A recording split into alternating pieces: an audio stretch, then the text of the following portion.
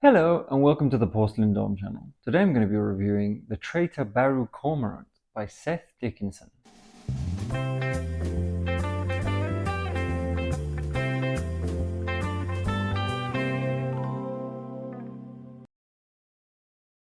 Hello, and as I said, today I'm going to be reviewing The Traitor Baru Cormorant by Seth Dickinson. Now, as is often the case, this is a book that I went into knowing nothing about, just that it was slightly reputed. It was meant to be quite good. And that really helped because I was somewhat taken aback.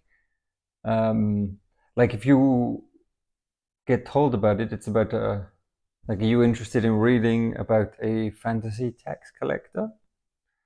Most of you will probably say no, although that's a bit cheap. She's actually more of a fantasy auditor, fantasy world, an auditor in the fantasy world. But it's really, really well done. It's really, really well done. I don't know why it wouldn't be, but it just, tax collecting and auditing is synonymous with being boring, I guess. So you put it that way, people might be slightly turned off, or at least I would be, as shallow as I am. But yeah, this is going to be a spoiler-free review, by the way, because I don't want to. There's a couple of twists and things in it that I don't want to go into. But yeah, I really, really enjoyed it. It's got a really interesting world.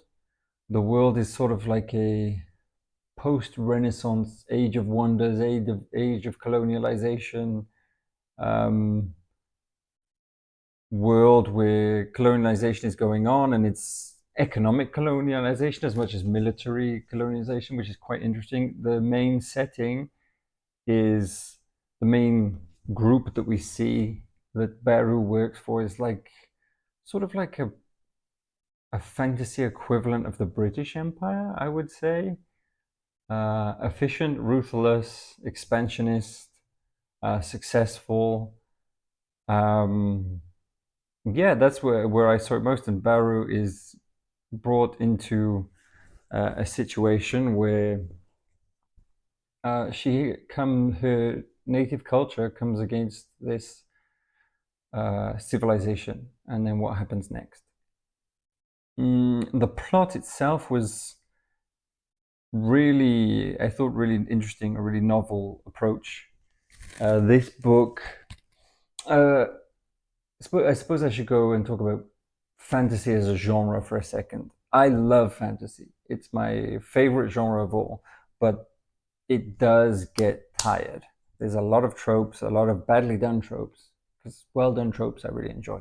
But there's a lot of badly done tropes, there's a lot of repetition, there's a lot of stolid, staid frameworks for fantasy books, which are being pushed against often. And even these frameworks, when they're done well, they're done very, very well, and I love them. It's just that there's very rarely something well done outside the box, and this is that book. Like the plot is very, very interesting and very, very well put together.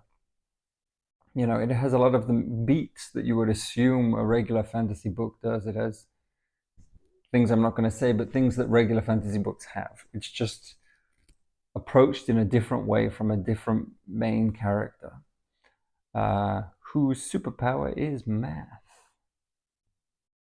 Which as someone who's good at math but never used it for anything useful, I really enjoy that.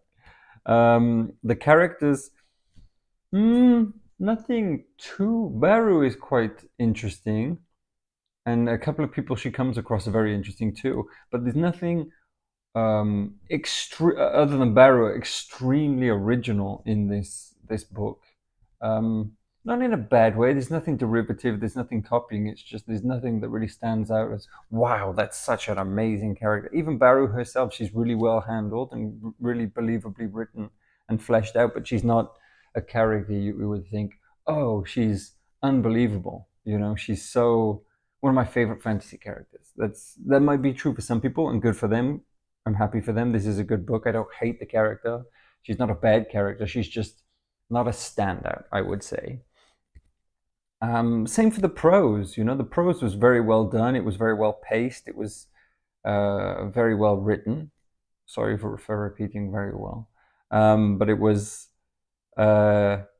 yeah, it was very nicely constructed, and I feel like the writer is a good writer, but he's an even better creator. So what he had his mind to, he did it justice. It could have been written better. There's certain other writers that have better prose and better mind to page capacity, but I think he Seth Dickinson did it justice. You know, he didn't fail his own idea. It just he didn't maximize it either. But the story and the writing is good, if not great. Um, yeah, so that's my review. It's sorry, it's a bit all over the place, but in terms of whether I how I would finalize it, it's a really great book, a really interesting addition to the fantasy genre. Uh, I wouldn't say it's a masterpiece, but I'd say it's a breath of fresh air, and I've already recommended it to two different people that I know. So that obviously means that I liked it. It's a trilogy, I believe. There's a second and a third, which when I get the time, I will be looking forward to attacking the second and the third. So yeah, great book. If you've read it, let me know what you think, without any spoilers in the comments, because in case somebody's watching this, hopefully who hasn't seen it and is wanting to look into reading it herself or himself.